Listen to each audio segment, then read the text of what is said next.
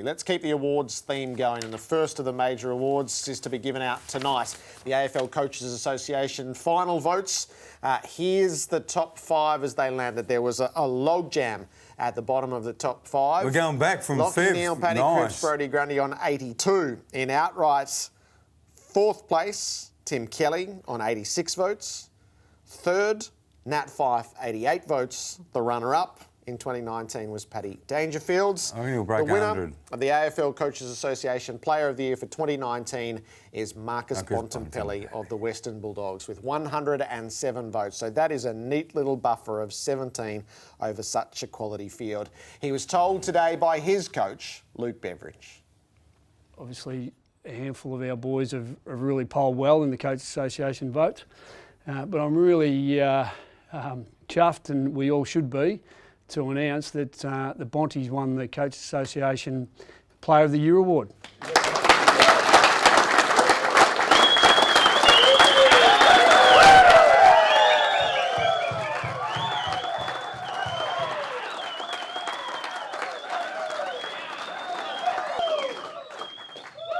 It's a great feather in your cap, mate, and it's a great indicator of out of how many players play the game now, over about 800. For you to be the one, it's an outstanding achievement, mate. Congratulations. It's all yours. Thank you. Well done, buddy. And that medal is now here with us, and so is the man himself, Marcus Bontempelli. Congratulations and welcome. Thank you very much. Good to be here, guys. Is it a flattering award to win? Oh, it's incredibly humbling. I think when you consider, obviously, the thought and then the process that goes into it, and I think particularly previous winners, and I think, you know, it's been going for 18 or 20 years or so now. You know, to be a part of that crew is certainly incredibly humbling. So I've been very fortunate to be in that position, and yeah, feeling incredibly proud. We've seen you. You've only been in the game for a couple of minutes, but we've seen you, a young player taken early in the draft, develop premiership, best and fairest in a premiership, and we all thought he's a player. He's going to be a great player. What have you been working really hard at to keep taking those steps up to become the Coaches Player of the Year? Well, there's probably a number of things. It's you know, you prepare yourself every year to hopefully improve and be able to be a more influential player on a more consistent basis. And I think I was fortunate, to come in and play a role sort of early on in my career, which was great because I got to witness everything in my first year and just build myself hopefully a really strong foundation to hopefully one day become a strong, consistent sort of footballer. And I've been very fortunate that the coaches I've had around me have supported me incredibly well and helped me to get to the position that I have sort of this early, I guess, in my career. So the key things have obviously just been able to play consistent football on a regular basis. When the older boys come in, they're retiring, and they say, God, you start your career, you're just worrying about getting a game. And when you get a game, you think, I'm just worrying about getting a kick.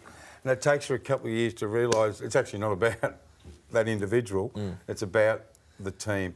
Has that dropped for you? Are you just still at a stage where I'm worried about what I can do, or are you sort of evolved to the point, no, it's completely and utterly about the team? Oh, I'd like to think that's how I started my career in a way, is that, you know, being a reliable teammate is something that we talk about a lot, and it's not something that's, you know, thrown around easily. And I think that's, you know, if you reflect on your career and words that come to mind, being reliable for your teammates is something I think a lot of players hold incredibly high, and I think that's what I try to do. That's my focus, is to be the best influence I can be for the team, and obviously set a good example and be a good representation for the football club. And with the coaches we've had and the examples we've been able to set, you know, I've been fortunate to see some early success, but it is still early on in my career, and then hopefully we can continue to build some, you know, really good things. Right, we just saw Bevo giving it to you. You're going to get this award and other awards over the next month.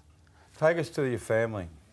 How did you tell them? Did you go around? Did you ring them? Who did you ring? Mum, Dad? Yeah, I spoke to both Mum and Dad. We've just got a group messenger on Facebook, and it was just a little message to them all sort of this afternoon once I found out. And I've been so fortunate again to have, you know, a strong family behind me that have supported me throughout sort of everything right from the word go. And even before that, it obviously takes a lot to get drafted and to be in that position. But hang on, what was the message?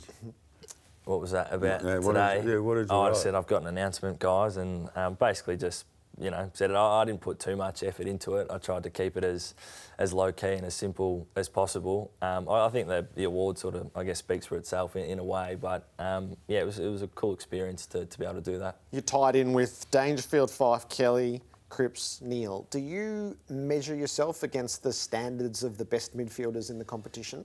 I think most players probably would. I guess you've got to recognise the quality of players that are out there in the game today, and particularly, you know, those ones that you just mentioned that have been, you know, incredible footballers for a number of years. And I think you do, especially when I guess you're playing against each other as well, you get an up close look at what these players are like on a, you know, obviously a regular basis for their team, but obviously witness the power that they've got with their own ability. And it's certainly something that you look at and hope to, you know, emulate to some degree, particularly with these players and what they're capable of doing. So, you know, I'm also as a footy fan at the end of the day who enjoys watching the best footballers sort of go about their business, and a lot of the time I get a good opportunity to do that. One nice question, one not so nice question, okay? The nice question. Do you love the 2016 preliminary final and your game as much as everyone else does in football? Oh, I love the time, I think. I love the environment and being in that sort of... I was fortunate to be young at the time and going through that early on in my career. Yeah. So there's so many vivid memories of that time, and each game obviously had its own individual sort of flavour and personality. So I feel incredibly fortunate to have been a part of that time at the football club. Oh, that's Yeah. a moment you'll take to your grave, Yeah. that one. Yeah, That's it awesome, is. buddy. I'll always remember that, and I'll never forget, you know, the feelings of you know, you can see the vision of the boy. They're the moments that you cherish and the people that you're around with. So, yeah. Good on you. Incredibly. It's a great moment for all of us. The not so nice question.